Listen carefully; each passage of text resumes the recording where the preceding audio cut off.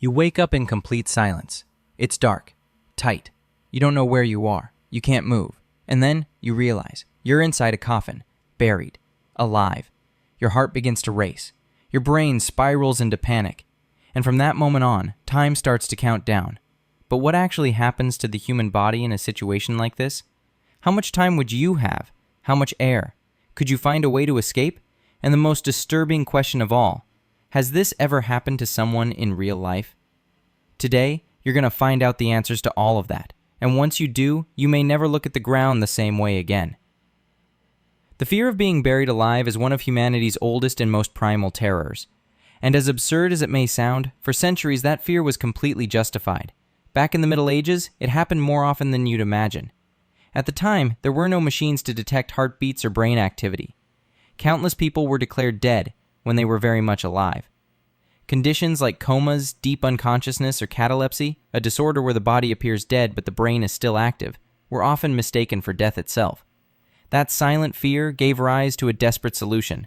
A string would be tied to the wrist of the dead person, with the other end attached to a bell placed above the grave. If the person regained consciousness, they could pull the string and ring the bell. It was a real practice, and it's where the phrase "saved by the bell" actually comes from. But now imagine it's you. You wake up inside a standard coffin, sealed shut, buried about 5 feet underground. The space is tiny, maybe 2 feet in height. You can barely move your arms. Your mind screams for an exit. Your body for air. The first enemy is the air itself. You breathe, on average, 4 to 6 liters per minute. In a sealed coffin, there are roughly 800 liters of air available. That gives you only about 60 to 90 minutes before you pass out, less than 2 hours, and your body begins to shut down. But before the oxygen runs out completely, something even more dangerous begins to happen. The buildup of carbon dioxide. Your blood slowly starts poisoning itself with every breath you exhale. Within 30 to 40 minutes, the symptoms hit hard. Headaches, dizziness, confusion. Then come the seizures, loss of control, rising body temperature. Sweat pours from your skin. Your energy drains away. You're still alive, but your brain begins to falter, and slowly your body starts to give up. You might try to fight, maybe think you can escape. You kick, push, punch the lid above you, but it doesn't budge. These coffins are often made of reinforced wood or metal, designed to withstand pressure, not to break easily. And even if, somehow, you manage to crack it open, the earth would collapse.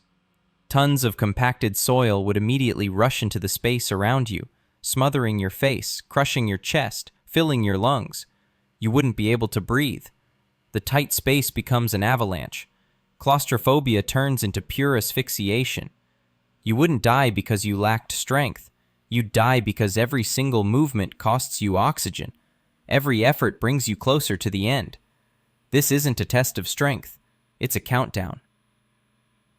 And even if you manage to stay completely still, your body will still betray you. As the oxygen disappears, your brain enters survival mode. Panic floods your system.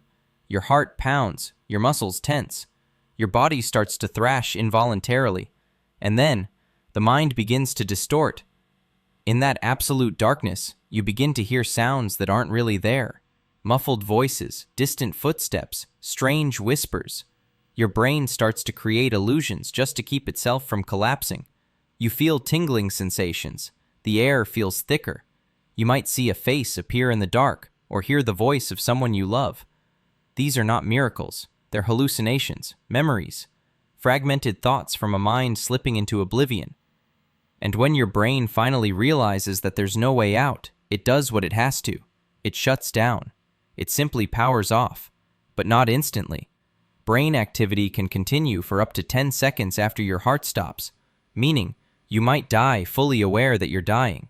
And make no mistake, this is not just theory. It has happened many times. In 18th century France, historian Philippe Aurier documented coffins that had been exhumed and inside scratch marks on the underside of the lid. Bodies turned to the side, faces frozen in expressions of pure terror. They had woken up, and they had tried to escape. In 1891 in the United States, a woman named Octavia Smith Hatcher fell into a coma shortly after the death of her infant son. She was declared dead and buried. Days later, other townspeople began falling ill with the same symptoms. When they exhumed her body, they found the inside of her coffin scratched and torn. She had woken up, but it was too late. And in 2005 in Brazil, a teenage boy was imprisoned and forgotten in a dark underground cell. No light, no ventilation, no food. He survived only because he managed to bang his foot against the wall and a worker heard it. He was lucky. Had he been just a little deeper underground, the story would have ended very differently. Why is this fear so powerful? Because it's not just rational, it's primal. The fear of death, thanatophobia, combines with the fear of tight spaces, claustrophobia, to create a deep, almost genetic panic. The fear of suffocating, of vanishing into silence, of dying without anyone ever knowing. That's why so many cultures created myths and legends around this terror. In Ireland, there were tales of banshees, spirits who screamed as warnings before a premature burial. In ancient China, being buried alive was used as a form of brutal punishment. And in the stories of Edgar Allan Poe, this fear became an obsession, a recurring nightmare of helplessness and horror. Because deep down, this fear touches something universal. Imagine it now. You're lying still, in complete darkness, no room to move. Your chest begins to ache. You think of your life, your regrets, the people you love.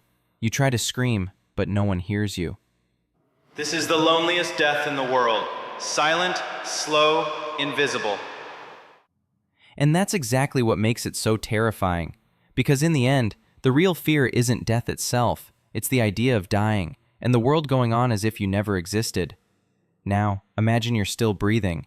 Despite the panic, despite the darkness, despite the silence, you're still alive. For now. So the question becomes, is there any real chance of escape? Yes, but it's slim, and everything depends on what you do in the first few seconds. The very first thing you need to do is nothing. As counterintuitive as it sounds, your biggest enemy is your own panic. Every movement burns oxygen. Every beat of your heart, every flailing motion brings you closer to the end. So you must breathe slowly, control every breath, save every last molecule of air. The more you panic, the faster you die. If you've been buried in a shallow grave, something common in natural disasters, kidnappings, or rushed burials, there's a slight chance of escape. In that case, examine the lid. Feel for any weak points. Use your knees, your feet, your elbows, anything, to apply steady pressure in a single spot. But be careful. The moment the lid breaks, the earth will cave in. You have to move with the collapse. Think of it as swimming upward through dirt. Use your body to carve out space, to create a path. It's not easy. But if the burial is shallow enough and your strength holds out, it might be possible. But what if the coffin is deep or the structure is too solid to break? Then your best chance is to be heard. Knock in patterns. 3 taps, pause. 3 taps, pause, repeat.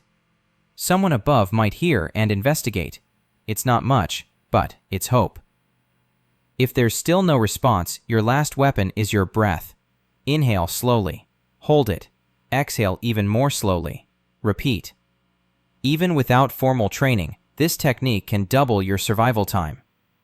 Real-life cases have shown that people have survived for hours, even days, trapped in dark, sealed places, simply by controlling their panic. And sometimes, that's the only thing that separates death from survival. Now imagine this.